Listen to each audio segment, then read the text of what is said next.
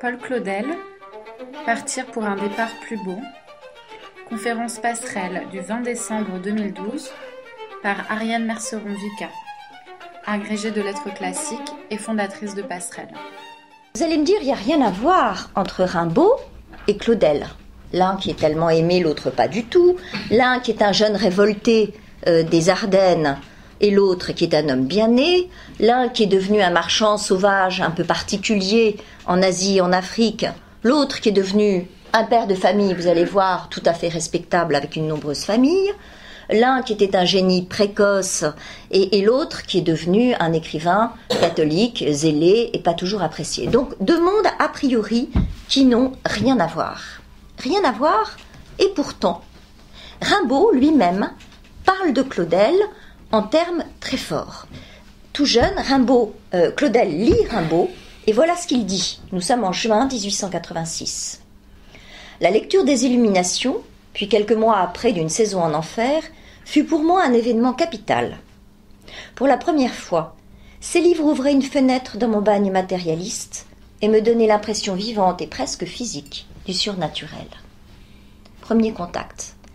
Un an plus tard, Rimbaud dira de Claudel « Je puis dire que je dois tout à Rimbaud, tout ce que je suis intellectuellement et moralement, et il y a eu, je crois, peu d'exemples d'un si intime hymen entre deux esprits. » Donc vous voyez, cette fraternité a l'air absolument extraordinaire, et nous allons essayer évidemment de la comprendre, nous allons essayer de l'approcher, et c'est-à-dire, en fait, de voir comment Claudel, à son tour, a repris et poursuivi la quête qui, au fond, était déjà la quête de Rimbaud.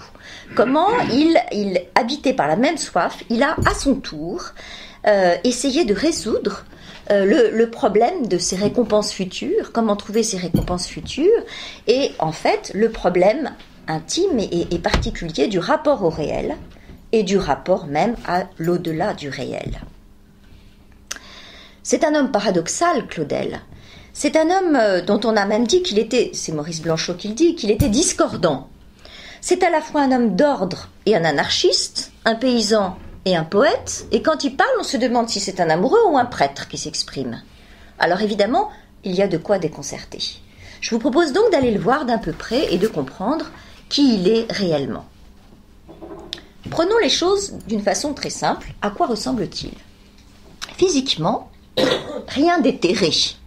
Son allure n'est pas celle d'un homme qui a pâli sous les livres, sur les livres, sous les lampes des bibliothèques. C'est un homme de la terre. En 1900 déjà, Francis Jammes, attention, ne dites jamais Francis James, c'est vraiment Francis Jammes, le décrit comme un petit taureau bouclé, au front portant une figure éclairée par des yeux qui écoutent. Courte moustache, bouche large et mince, assez dédaigneuse, mâchoire qui rumine la pensée en de longs soliloques. Il faut dire que Claudel impressionne. Il impressionne parce qu'il dégage une puissance extraordinaire. Il est petit, mais jusqu'à la fin de sa vie, il pèse assez lourd, il est puissant. C'est un homme qui n'a pas de cou, dit-on, pas de poignet. C'est vraiment un homme de la terre, accroché à la terre. C'est très important pour son écriture. Son parler, son langage, est à cette image. Un parler lourd, paysan, dit l'abbé Munier, avec cette prononciation ou articulation qui vient de la glèbe et qui sent la charrue. Sa voix, dit encore Georges Perros, s'étouffe sous le rude accent champenois, il est natif de Champagne, et force au travers de ses rugosités, si bien qu'il n'en ressort plus qu'un chat, ce chat énorme dans sa gorge comme un sanglot fallacieux, inadmissible. Et Gide conclut, c'est une voix, la voix la plus saisissante que j'ai jamais entendue. Naturellement, ce physique, ce parler, vont en quelque sorte engendrer aussi une écriture à la même image.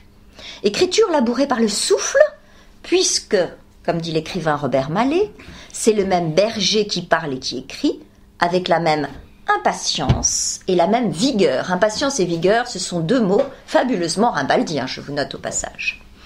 Et le poète lui-même, Claudel, dit Je mène les mots comme les troupeaux, à la va comme je te pousse.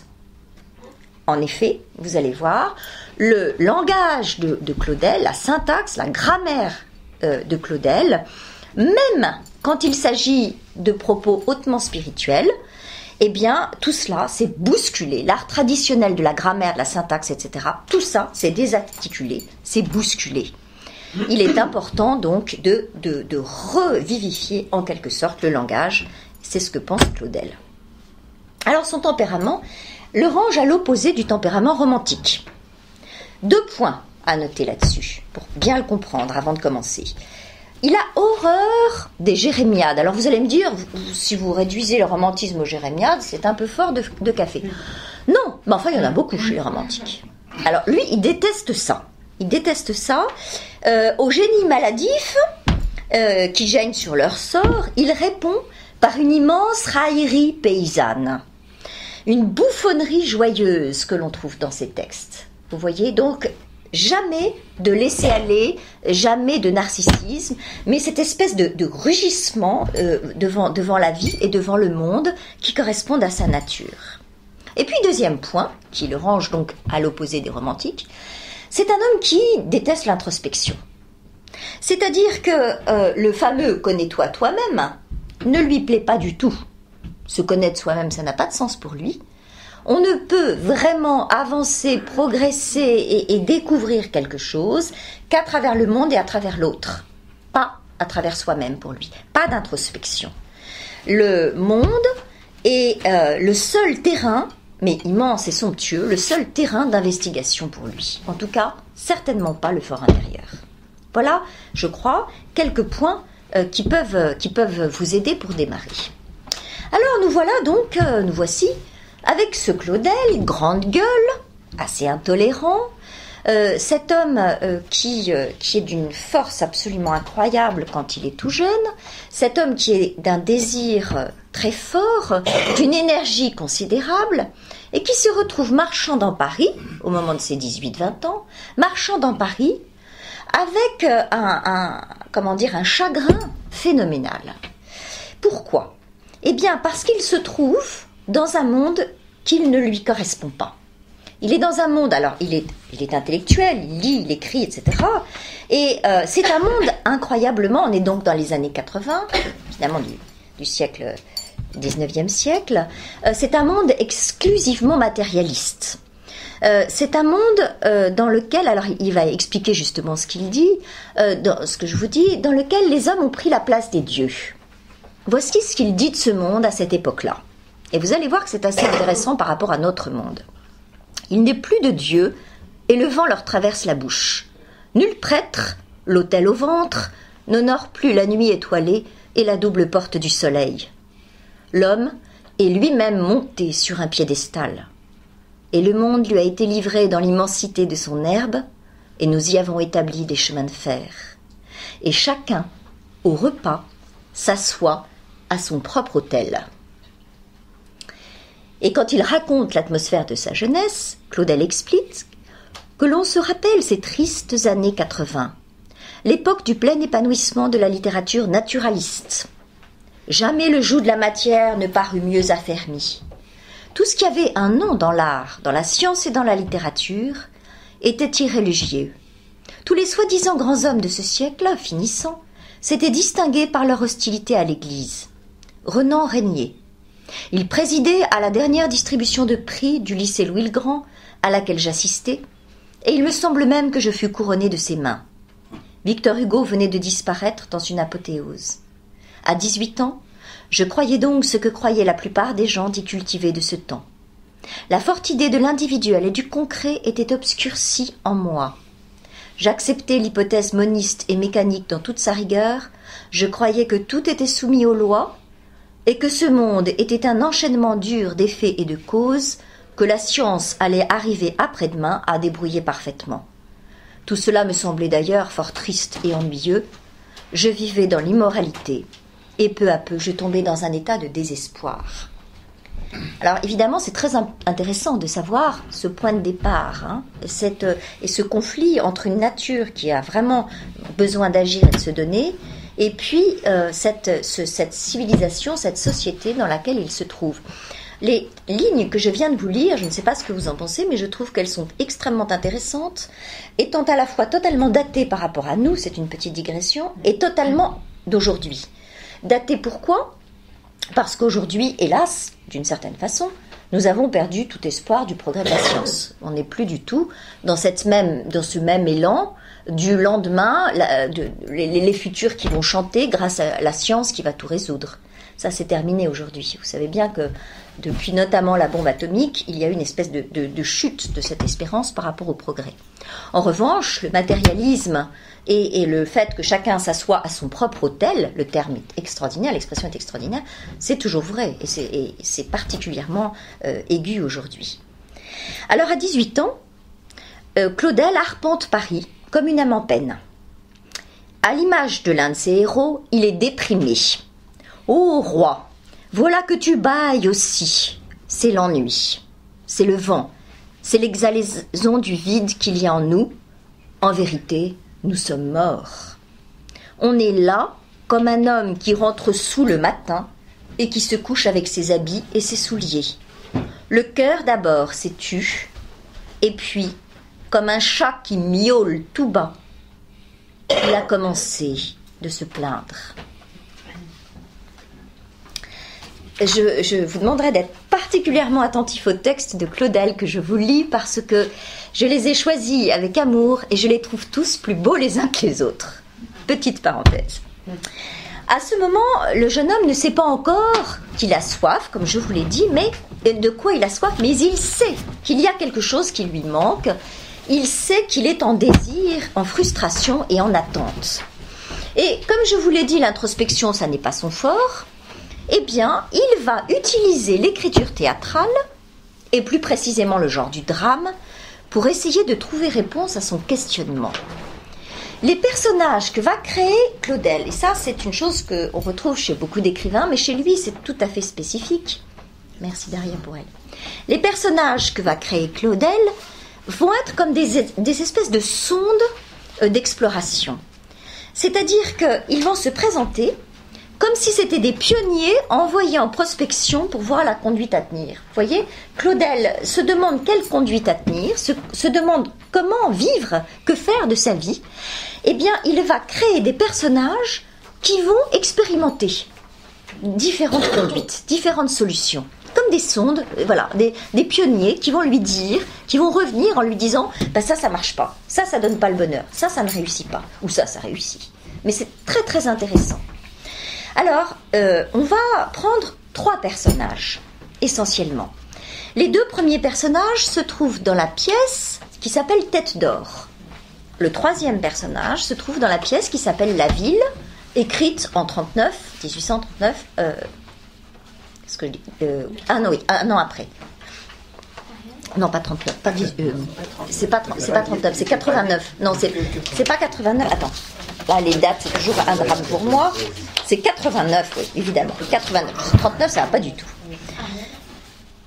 L'écriture théâtrale, ça représente une grande partie de son œuvre, je crois. Oui, très grande partie. Une majorité. Très grande partie. Alors, il a écrit aussi beaucoup en prose et aussi beaucoup de poésie. Mais il se met tout entier dans ce qu'il fait à chaque fois. Hein, mais le théâtre, c'est très important parce que le théâtre, il commence essentiellement par le théâtre. Les 5 grandes odes, par exemple, sont postérieures. Et vraiment, il est dedans complètement.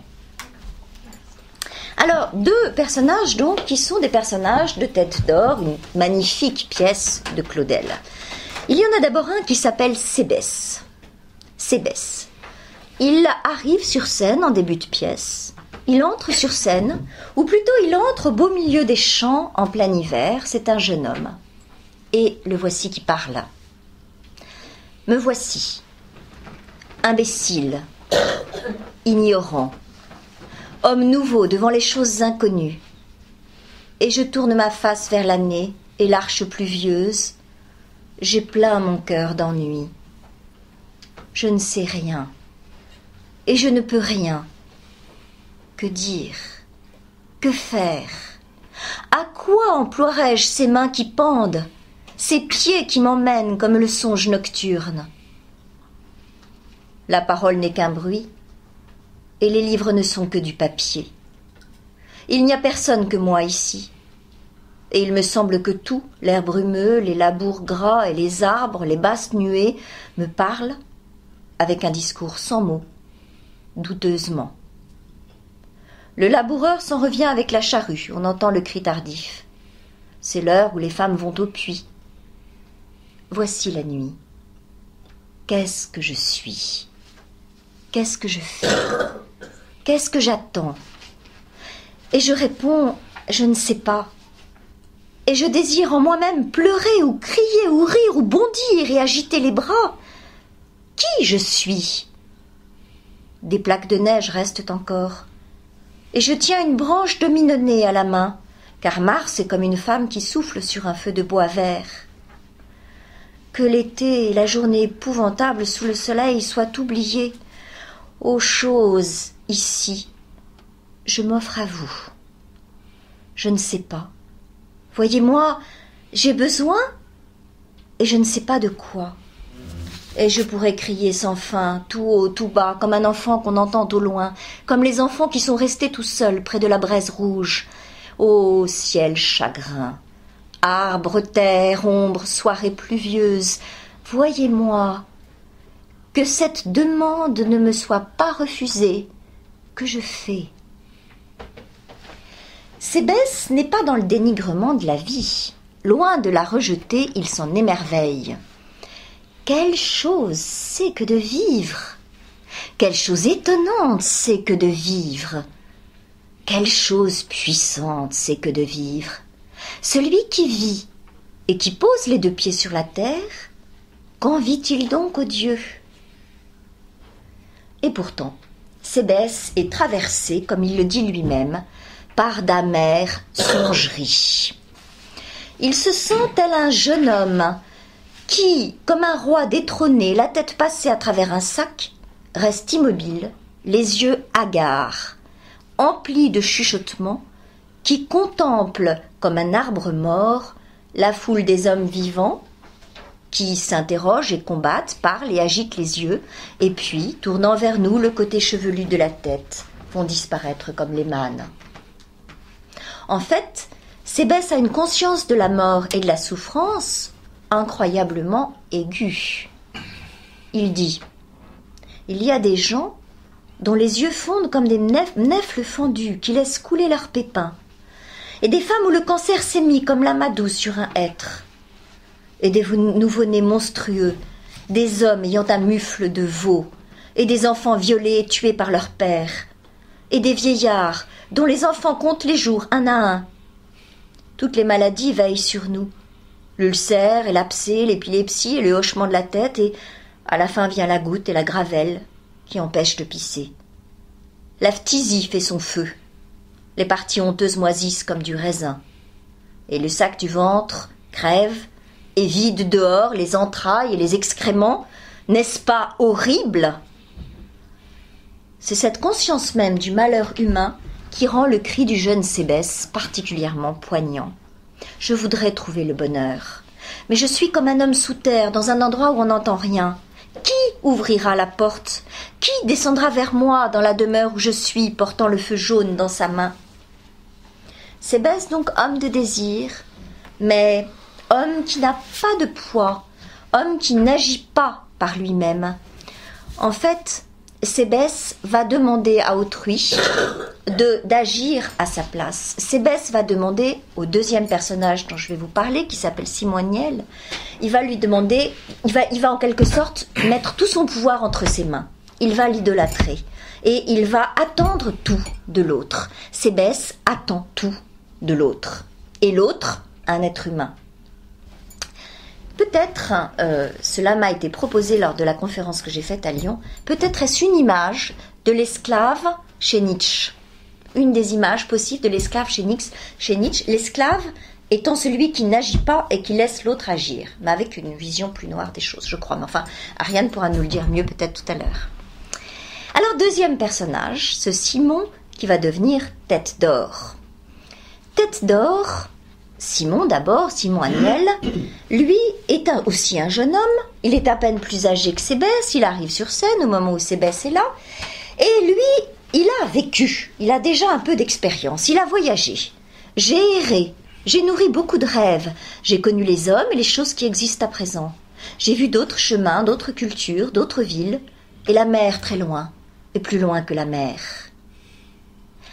Simon Aniel entend bien l'appel de Sébès. Moi-même, dit-il, je suis dans ce lieu profond. Donc vous voyez, il se reconnaît aussi en Sébès. Mais lui, il compte agir. Voilà la différence. Simon Aniel, lui, est un homme d'énergie et d'orgueil, hélas, mais est un homme d'énergie pour le moment. Et il a un cri de guerre. Je me lèverai et j'enfoncerai la porte et j'apparaîtrai devant les hommes. Et il ricane avec une volonté de puissance qui n'augure rien de très bon. En tout cas, pour l'heure, c'est un homme qui se sent, en quelque sorte, porteur d'une énergie qu'il dépasse. Il ne sait pas d'où vient cette énergie, mais il sait qu'il a en lui une force sévère, sauvage, quelque chose d'incroyable. Moi aussi, dit-il, je ferai mon œuvre, et rampant dessous, je ferai osciller la pierre énorme, et d'un coup je la chargerai sur moi, comme un boucher qui charge la moitié d'un bœuf sur son dos. Oh, fer, fer, fer, qui me donnera la force de fer? En cela, peut-être, est-il une image aussi du maître chez Nietzsche, je ne sais pas, c'est possible. Toujours est-il que Simon, lui, semble réussir. Deuxième temps, après ce premier temps qui était celui de leur rencontre. Deuxième rencontre, deuxième temps. Sébès est couché, il n'a rien trouvé, et il est plus désespéré que jamais de n'avoir rien trouvé. Lui, Simon, est devenu tête d'or, il s'impose à tous, il est à la tête d'une armée, il est glorieux, et il revient tout-puissant. Il entend l'appel de Sébès qui crie son désarroi. Pourquoi mes yeux ont-ils été doués de la faculté de voir, et mes mains de doigts comme si elles voyaient? Car j'élève les mains et je les agite çà et là. Je me soucie peu d'être aimé, mais je sais aimer, et je veux voir et avoir. Mais là où je désire avec certitude, je ne trouve réellement quoi que ce soit. Sébès s'apprête à mourir, et le voilà qui parle. Ce n'est point la douleur que je crains, et la crampe, et l'horrible effort pour vomir, quand la bile et le sang m'emplissent la bouche, et la sueur coule de moi, comme si on pressait une éponge. Je puis supporter cela. Pourquoi suis-je né? Car je meurs, et voici que je n'existe plus. Mais les ténèbres ont été faites sur moi, en sorte que j'y dormais et que je m'y réveillais, et je ne voyais rien, et j'étais sourd, et je n'entendais aucun bruit.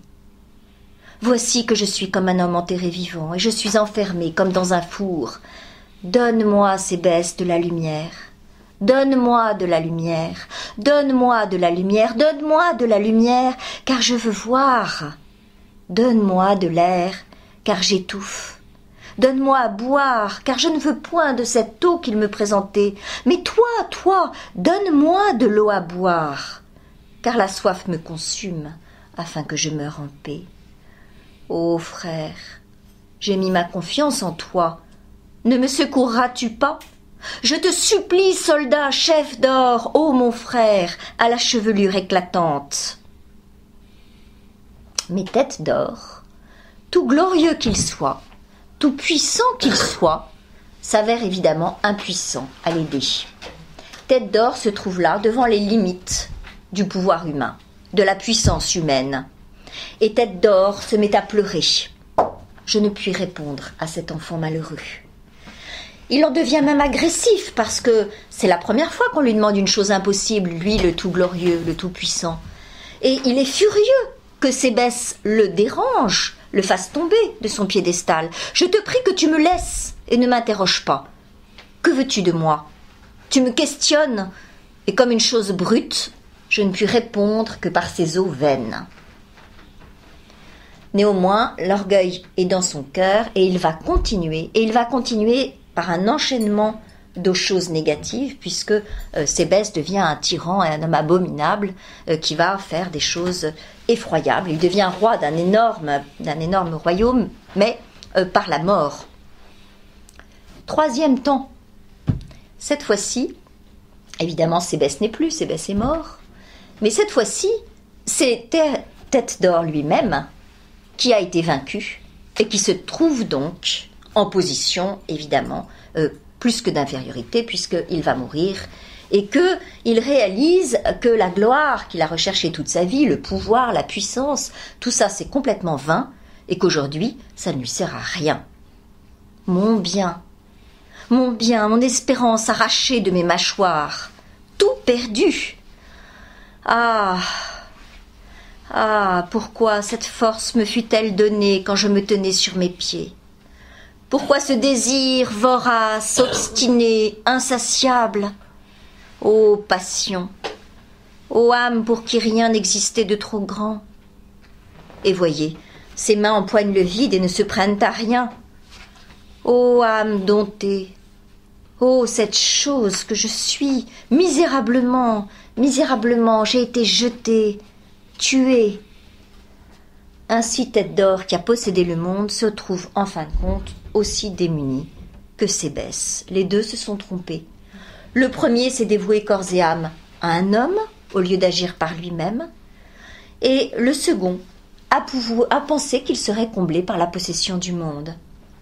Comme l'a expliqué Claudel lui-même, il a exploré le monde avec le feu et l'épée pour savoir si vraiment le grand monde contenait quelque chose qui le satisfasse, et il n'a pas trouvé.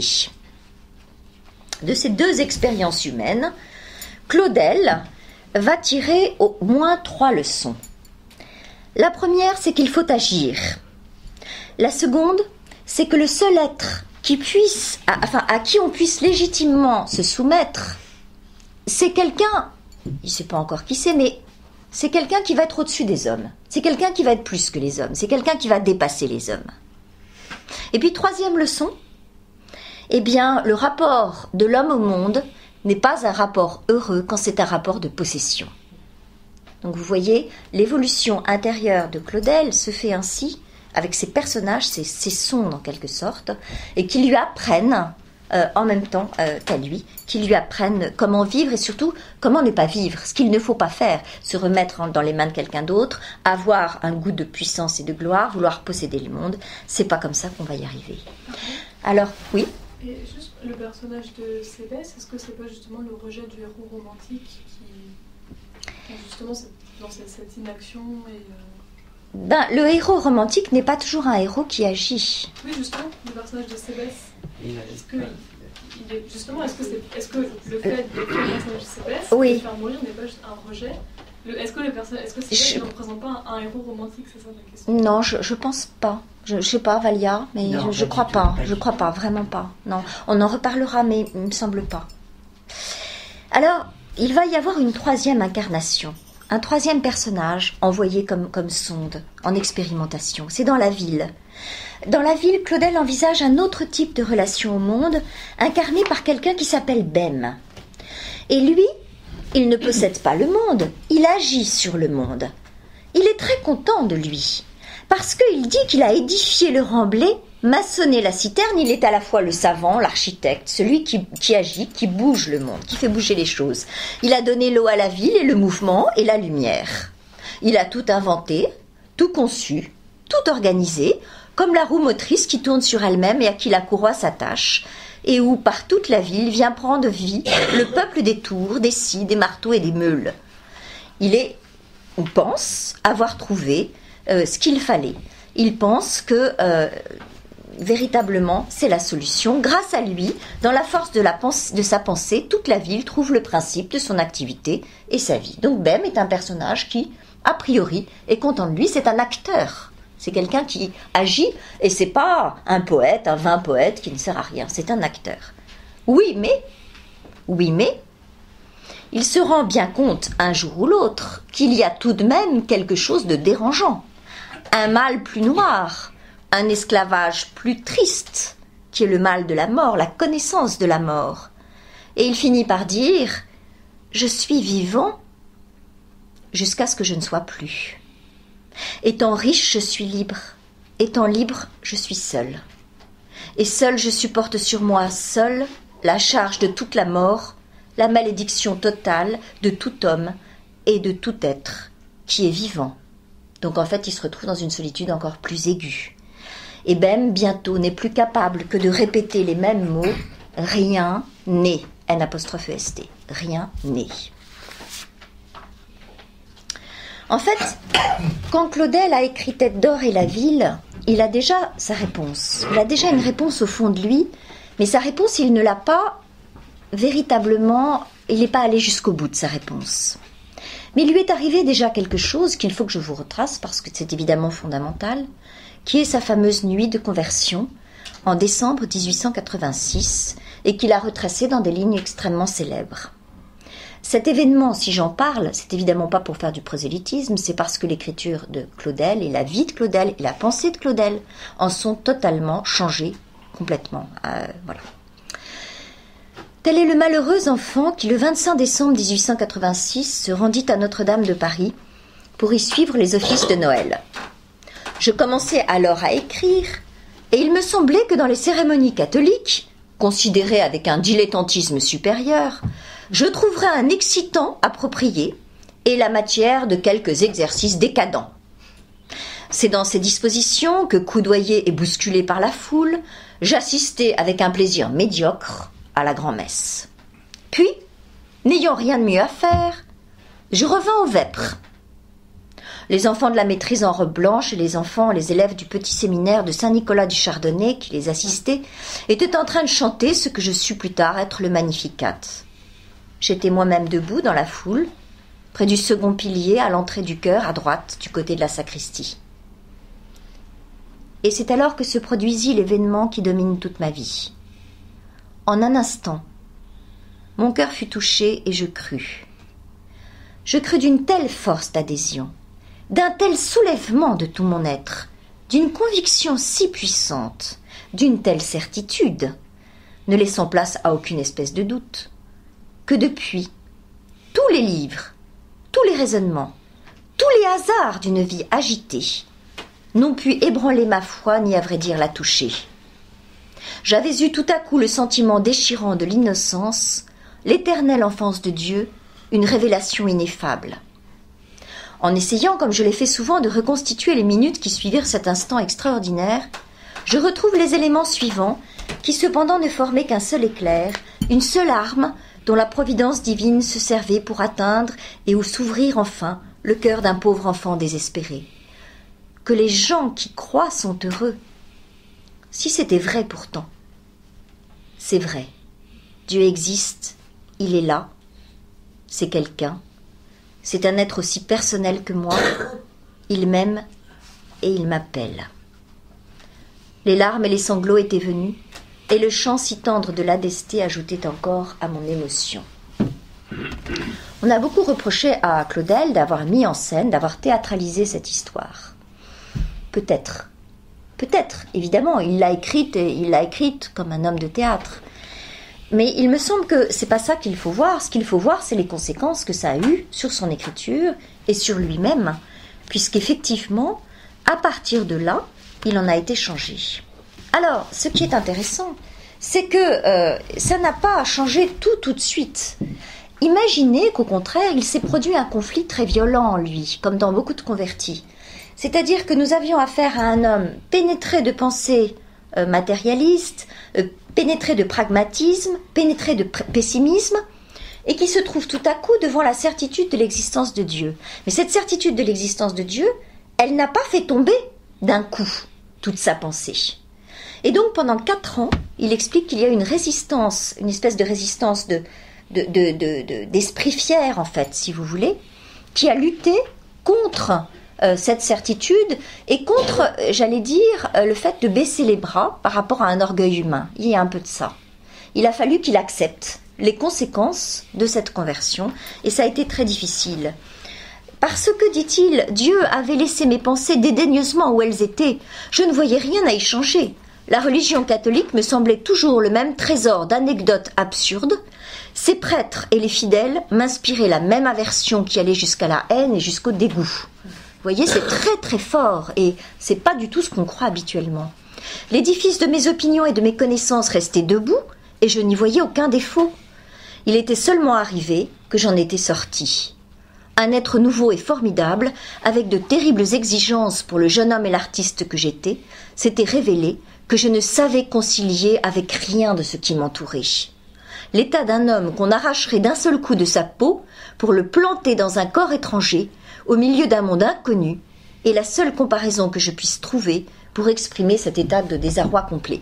Même sa sœur, alors on pourrait parler longuement de sa sœur, même sa sœur qui était extrêmement, qui avait beaucoup d'emprise sur lui, il n'a pas osé dire, pendant des semaines et des semaines, il n'a pas osé dire à sa sœur qu'il s'était converti, il avait peur de sa réaction, il a gardé ça pour lui, il ne l'a pas dit à ses amis non plus. Toujours est-il qu'en 1890, il finit par accepter, c'est-à-dire pour lui communier, et puis se rendre d'une certaine façon à cette conviction nouvelle, c'est-à-dire faire tomber les pensées qui ne pouvaient pas aller avec. Mais, tout n'était pas encore fini. Car en fait, comme il l'explique lui-même, la foi chrétienne n'est pas ce qui apaise la soif. Elle est ce qui l'aiguise, à ses yeux, ce qui la rend encore plus exigeante. Et de ce fait, il s'est retrouvé comme un homme passionné. C'est pour ça d'ailleurs qu'il a sans doute en grande partie été tellement mal aimé qu'il a empoisonné le monde entier avec sa conversion. Parce que dès qu'il passait quelque part, il voulait convertir tout le monde. Et c'était insupportable pour les autres. Mais il était habité lui-même d'une telle conviction, d'une telle certitude et d'un tel désir de faire passer ce bonheur intérieur chez les autres qu'il ne pouvait pas faire autrement. Et il a même été faire des retraites en se disant qu'il ne pouvait plus vivre une vie normale comme il l'avait vécue jusque-là et qu'il fallait qu'il rentre dans les ordres.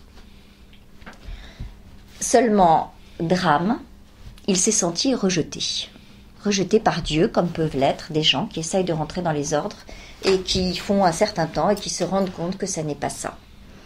Donc, terrible déconvenue qu'il ne comprend pas sur le moment, épouvantable déception, il ne voit pas ce qui lui arrive. Il se retrouve avec l'incapacité de concilier son ardeur intérieure, sa foi intérieure, et la vie du monde dans le monde, si vous voulez, quotidien.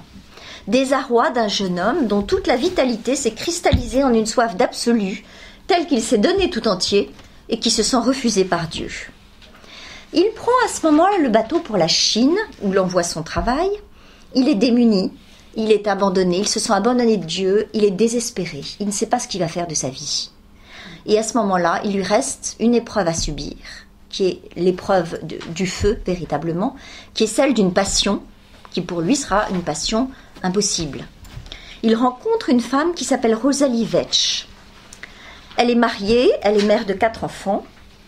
Elle quitte son mari pour vivre avec Claudel et ça dure 4 ans d'une passion absolument scandaleuse, en Chine notamment, jusqu'au moment où elle le quitte.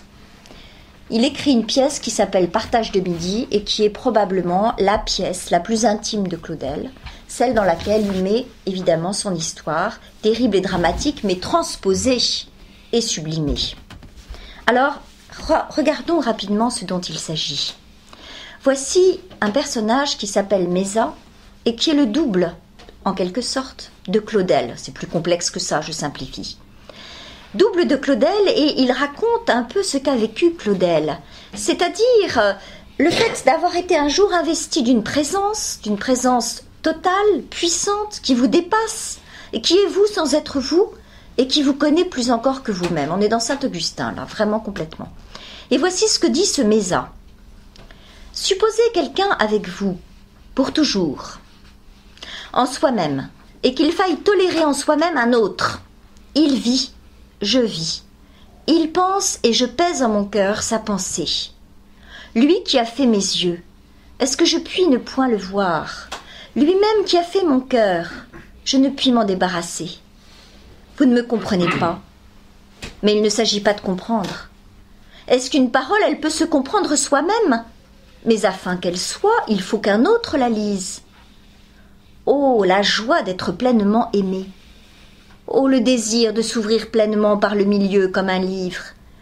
Et soi-même, ceci seulement est quoi? Que l'on est totalement clair, lisible, mais que l'on se sent actuellement prononcé, comme un mot supporté par la voix et par l'intonation de son verbe.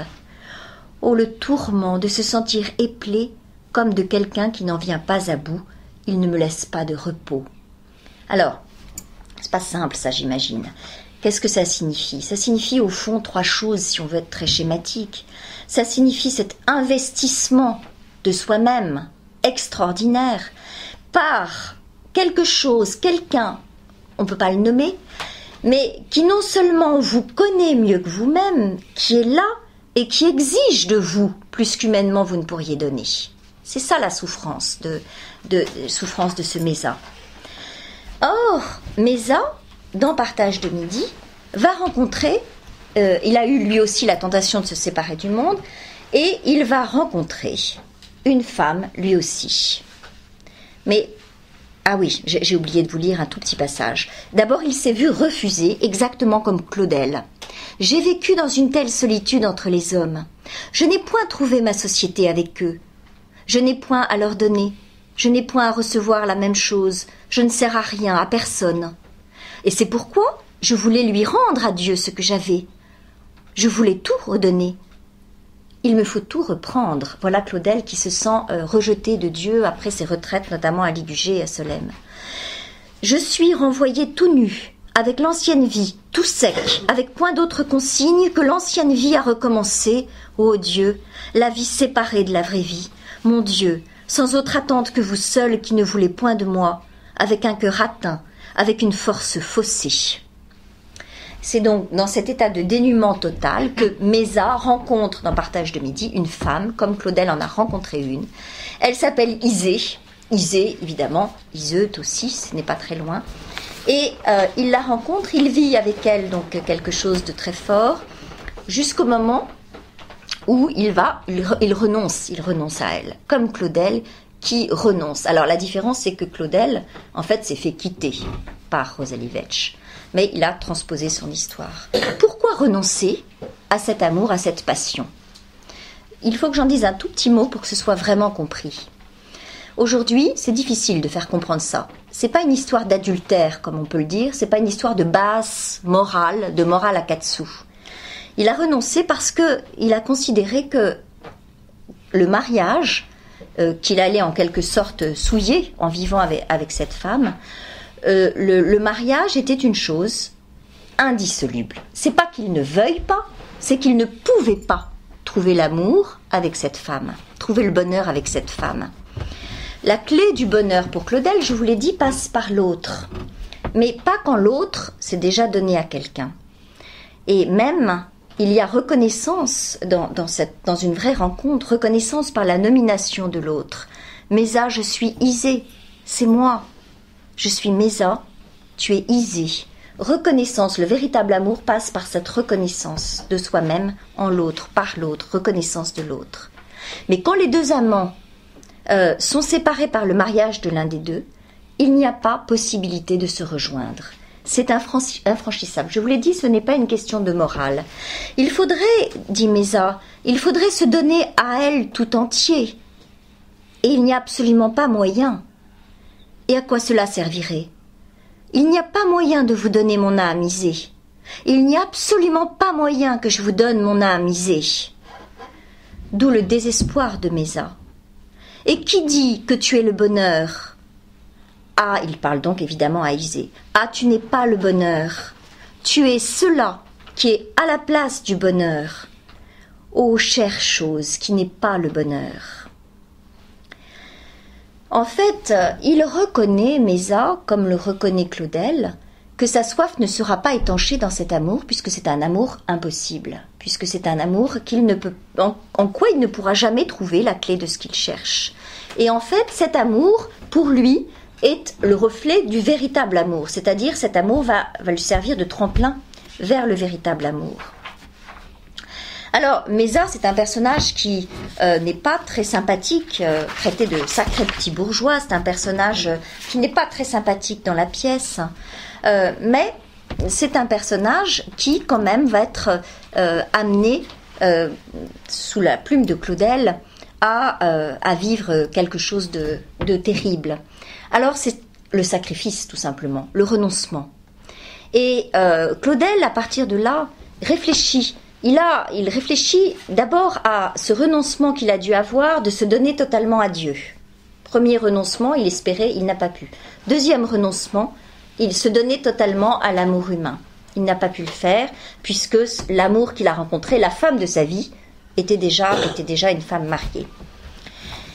Eh bien, c'est un thème, ce thème du renoncement, ce thème du sacrifice, c'est un thème qu'on va retrouver dans toute la dramaturgie, dans tous les grandes pièces de Claudel, thème du sacrifice. Non pas autoflagellation, non pas quelque chose de morbide, mais simplement le renoncement à quelque chose pour quelque chose de plus grand. C'est-à-dire le dépouillement de quelque chose pour quelque chose de plus grand. La personne qui va incarner ça le plus à la fin de sa vie, c'est Donia Proez. Donia Proez, dans Le Soulier de satin, qui elle est amoureuse de Don Rodrigue, vice-roi des Indes à ce moment-là, de Rodrigue. Voilà Donia Proez qui parle. « Je n'aurais été qu'une femme bientôt mourante sur ton cœur, et non pas cette étoile éternelle dont tu as soif. » Le vice-roi, Rodrigue. « À quoi sert cette étoile qu'on ne rejoint jamais ?» Il a du mal à comprendre, évidemment. Donia Proez. « Oh, Rodrigue, il est vrai, cette distance qui me sépare, il est impossible par nos seules forces de la franchir. » Le vice-roi. « Mais alors, où est-il ce chemin pour nous deux ?» Donia Proez. « Oh, Rodrigue, pourquoi le chercher quand c'est lui qui nous est venu rechercher? Cette force qui nous appelle hors de nous-mêmes, pourquoi ne pas lui faire confiance et la suivre? Pourquoi ne pas y croire et nous remettre à elle? Pourquoi chercher à savoir et faire tous ces mouvements qui la gênent et lui imposer aucune condition? Sois généreux, ce que j'ai fait ne peux-tu le faire à ton tour? Dépouille-toi, jette tout, donne tout afin de tout recevoir. » Mais que signifie tout recevoir? Tout recevoir, et elle l'explique, et c'est le fond de la pensée claudélienne, c'est la joie. C'est-à-dire que la joie ne vient pas par un sacrifice morbide, etc. La joie vient par une position, par une attitude de renoncement à un instinct de possession, de renoncement à des vanités, de renoncement à des mesquineries terrestres. La joie arrive en récompense future, comme le cherchait effectivement Rimbaud d'une certaine façon.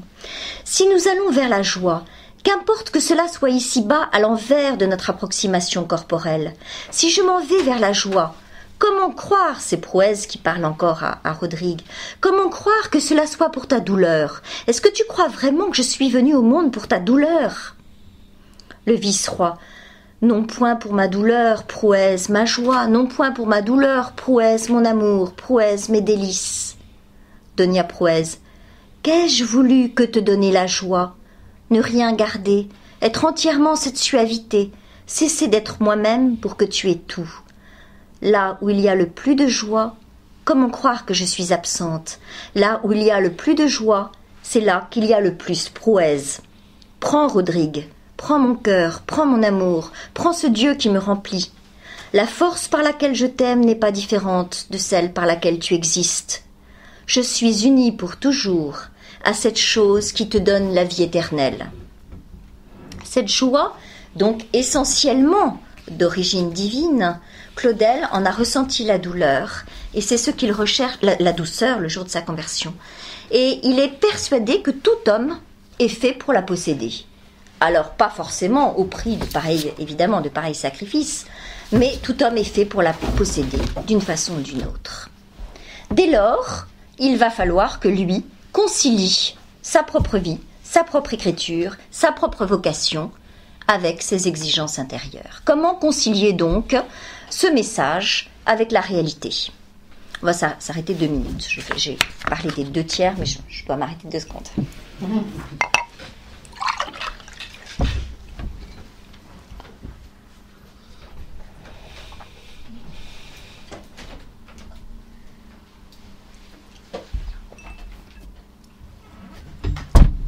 Le problème donc, c'est comment concilier pratiquement, dans la vie qui s'offre chaque jour, le monde matériel et le monde spirituel. Quelle est la voie droite? Quelle est la voie juste en ce monde pour s'assurer éternellement cette joie qu'on a juste pu entrevoir une fois? Claudel fait le choix d'une vie de famille. Claudel va se marier quelque temps plus tard et avoir une famille très nombreuse et faire le choix vraiment d'une vie ancrée dans une réalité familiale. Tout en ne disant pas que c'est la seule issue. Hein. Il fait, lui, ce choix-là, évidemment. Il n'est absolument pas dans l'intolérance d'une autre issue. Donc il fait ce choix-là, et c'est un choix qui, visiblement, va le combler complètement. On connaît, quand on a habité à côté de Grenoble, le château de Brangue, où il a vécu avec toute sa famille, les enfants, les petits-enfants, la belle famille. Il est devenu vraiment une figure de patriarche avec cette construction humaine qu'il a choisie, qu'il a pu avoir, qu'il a eu la chance de pouvoir avoir et qu'il a choisi.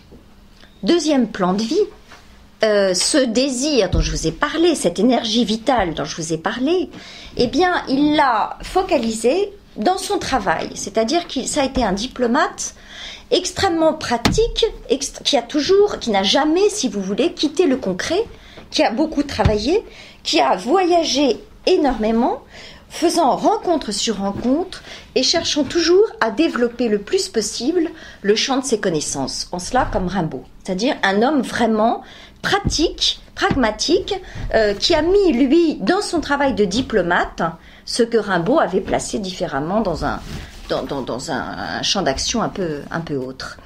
Donc vous voyez un homme qui est toujours sur le point de partir, comme Rimbaud, et qui ne va jamais manquer une occasion de découverte. Et puis, à la fin de sa vie, au moment où il ne pourra plus voyager, il va trouver un autre terrain de voyage, parce que c'est vraiment comme ça qu'il va le vivre, un autre terrain d'investigation, lui qui ne peut presque plus bouger, ça va être la Bible. C'est-à-dire qu'il va travailler la Bible, vraiment précisément, page par page, l'explorer, l'analyser, comme il aurait fait ou comme il avait fait des pays qu'il a pu voir avant. Et voir ce qu'il pouvait en tirer comme substantifique moelle pour le bonheur de l'homme. Donc vous voyez sa façon d'examiner, d'explorer, de continuer à chercher, à comprendre, elle se termine effectivement, quand il est trop âgé, elle se termine dans ce dernier champ d'action qui est la Bible. Mais il nous reste évidemment le tout dernier champ d'action. Donc vous voyez, personnel, professionnel, mais aussi évidemment l'écriture. Alors, comment concilier la poésie, comment concilier l'écriture avec cette exigence nouvelle? Est-il permis d'écrire quand on pense ce qu'on pense? C'est d'abord sa question, il se demande même s'il ne doit pas renoncer à l'écriture. Quelle raison d'être donnée à une écriture quand on a au fond de soi cette exigence et cette foi? Eh bien, au début de sa vie, quand il avait écrit La Ville, il avait campé, Claudel, une figure qui était la figure du poète. Et il l'avait campé en face de Bème, dont je vous ai parlé. Bème, l'architecte, le savant, le pragmatique. Et en face de lui, Queuvre, le poète. Queuvre, personnage donc qui s'interroge et nous interroge sur l'utilité de la poésie, sur la raison d'être de la poésie. Et au-delà de la poésie, de tout l'art, évidemment, hein. Et Claudel avait mis dans La Ville en confrontation Queuvre et Bème. Bème montrant un peu les pectoraux parce qu'un homme d'action, et Queuvre, lui, un homme inspiré, un homme de poésie, un homme d'écriture. Donc, ces deux plans se trouvaient l'un en face de l'autre. Et voici ce que dit Queuvre à Bème. « Ô Bème, pour comprendre ce que je suis et ce que je dis, il t'est besoin d'une autre science. Et pour l'acquérir, oubliant un raisonnement profane, il te suffit d'ouvrir les yeux à ce qui est. » Écoutez, nous avons là une définition de l'art. Ô Bème, si cette feuille devient jaune, ce n'est point parce que la Terre occupe telle position sur son orbite. Ce n'est point parce que les canaux obstrués se flétrissent. Et ce n'est point non plus pour que tombant à l'abri et nourrissent au pied de l'arbre les graines et les insectes. Elle jaunit pour fournir saintement à la feuille voisine qui est rouge l'accord de la note nécessaire. Ça, c'est une définition de l'art. Toutes choses sont présentes, et entre le futur et entre le passé, il n'y a suite que sur un même plan. Et si tu demandes à quoi je sers, tu commets un désordre. Tu confonds les catégories. À quoi sert la couleur de tes cheveux? À quoi sert l'orchidée qui est au cœur de la forêt vierge? Le saphir que nul mineur ne fera sortir de sa gangue? Inconnu des hommes, l'être qui nous a créés et nous conserve en nous considérant, nous connaît. Et nous contribuons secrètement à sa gloire. Voilà le rôle de l'écrivain, de l'artiste pour Claudel. Ce qui est émouvant, c'est que Bem est saisi devant quelque chose qu'il ne comprend pas. Bem dit, il est saisi devant effectivement cette personne, cette chose, cet art, et il sent que en face de lui jaillit une inspiration. Il voit pas d'où ça vient, il comprend pas d'où ça vient. Ô toi qui comme la langue réside dans un lieu obscur, s'il est vrai comme jaillit l'eau de la terre, que la nature pareillement entre les lèvres du poète nous est ouvert une source de parole, explique-moi d'où vient ce souffle par ta bouche façonnée en mots, car quand tu parles, comme un arbre qui de toute sa feuille s'émeut dans le silence de midi, la paix en nous peu à peu succède à la pensée. Par le moyen de ce chant sans musique et de cette parole sans voix, nous sommes accordés à la mélodie de ce monde. Tu n'expliques rien au poète, mais toutes choses par toi nous deviennent explicables. Il y avait donc, à travers ce souffle du poète, déjà, lorsqu'il écrit La Ville, l'idée que le poète est en quelque sorte saisi de quelque chose qu'il dépasse. Et le poète produisait une sorte d'envoûtement auquel le plus cartésien, le plus pragmatique des hommes, Bem, ne pouvait échapper. Donc lui, dont l'activité, je parle cette fois-ci donc de Bem, se déroulait dans le jeu serré des causes et des effets, il reconnaissait à travers la voix du poète une forme d'explication du monde de nature tout à fait nouvelle. Seulement au moment où Claudel écrit La Ville, il se trouve que Bem est désorienté car il ne sait pas d'où vient son inspiration. Bem est un poète inspiré, mais en même temps, il ne comprend pas ce qui lui arrive et il est seul parce qu'il se sépare des autres hommes. L'inspiration, la flamme qu'il y a en lui, si vous voulez, il ne voit pas d'où elle vient et il n'est pas capable de concilier le réel et le matériel. Ô Bem, je ne parle pas selon ce que je veux. Alors c'est donc Queuvre qui parle et il est désespéré. Ô Bem, je ne parle pas selon ce que je veux, mais je conçois dans le sommeil. Et je ne saurais expliquer d'où je retire ce souffle. C'est le souffle qui m'est retiré. Dilatant ce vide que j'ai en moi, j'ouvre la bouche, et ayant aspiré l'air, dans ce legs de lui-même par lequel l'homme à chaque seconde expire l'image de sa mort, je restitue une parole intelligible. Et l'ayant dite, je sais ce que j'ai dit. Et devant les questions insistantes de Bem, il dit « Toi, qui t'interroges ? Ou à qui est-ce que qui t'interroge ? À qui est-ce que tu réponds ? Où est cet échange, cette mystérieuse respiration dont tu parles ?» Queuvre dit encore « Il est vrai, ô Bem, et tu as proprement découvert mon mal. Je suis environnée par le doute, et j'éprouve avec terreur l'écho. Toute parole est une explication de l'amour. Mais bien que ce cœur en soit rempli, qui m'aime ?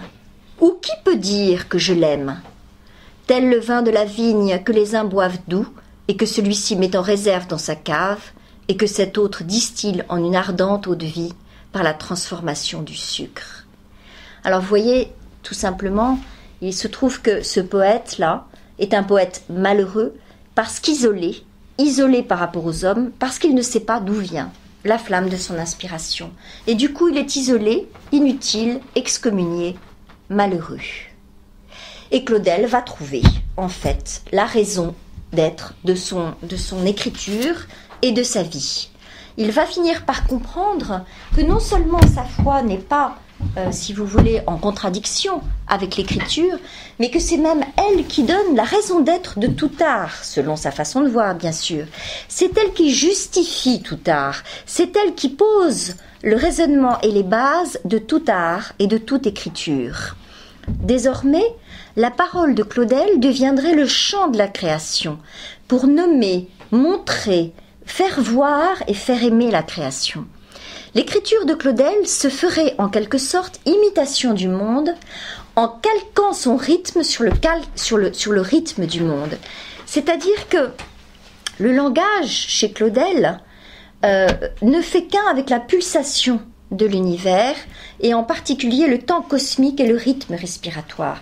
La phrase de Claudel, je vais donc vous lire un petit peu de sa poésie, la phrase de Claudel est une phrase qui a ce rythme même de la mer, du vent et qui en quelque sorte a quelque chose de cosmique et se veut comme le calque verbal et rythmique de la pulsation du monde. Aussi le vent qui se lève sur la terre et sur la mer est-il le souffle même du Créateur. Après le long silence fumant, après le grand silence civil de maint jour tout fumant de rumeurs et de fumée, halage de la terre en culture et ramage des grandes villes dorées, soudain l'esprit de nouveau, soudain le souffle de nouveau, soudain le coup sourd au cœur, soudain le mot donné, soudain le souffle de l'esprit, le rapt sec, soudain la possession de l'esprit.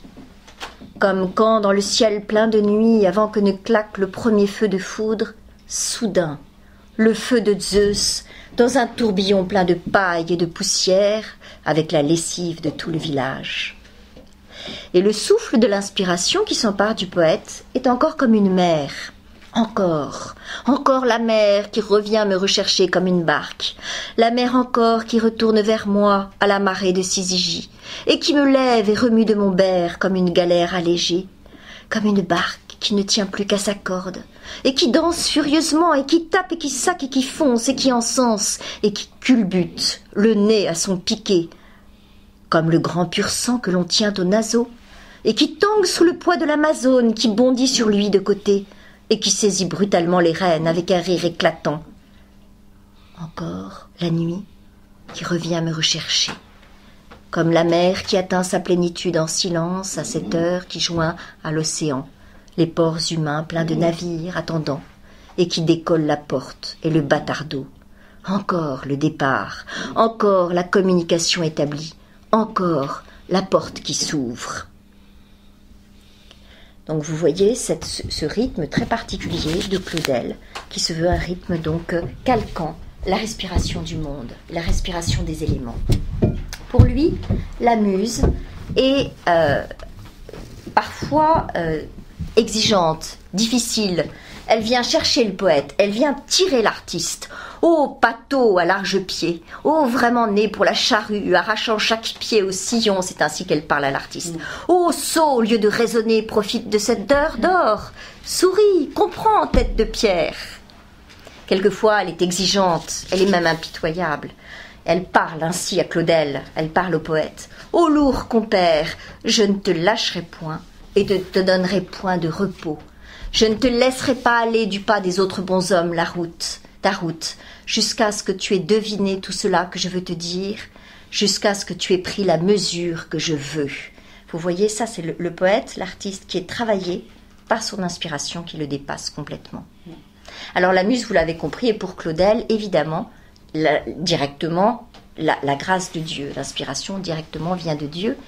Et en cela, cette muse est femme entre les femmes, car c'est elle qui vient apporter à l'homme d'abord l'idée de l'amour divin, l'image de l'amour divin, et c'est elle qui vient en quelque sorte lui donner le pouvoir de se délivrer de ses liens temporels. C'est vrai pour la femme dans la vie, c'est vrai pour la muse aussi, qui délivre l'artiste de ses liens temporels en le rendant immortel.